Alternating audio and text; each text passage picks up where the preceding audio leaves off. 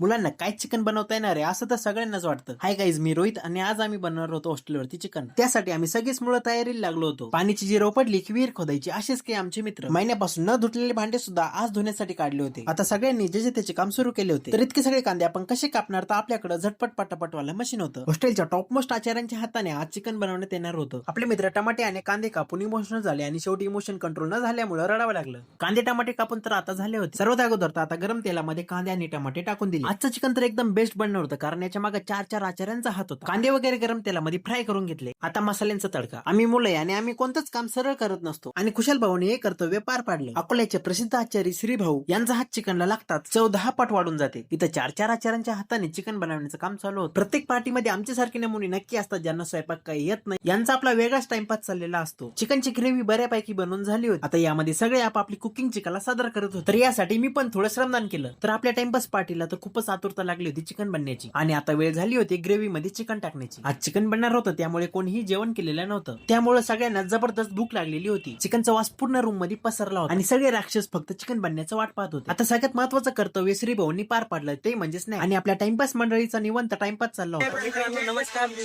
आता टाइम झाला 10चा.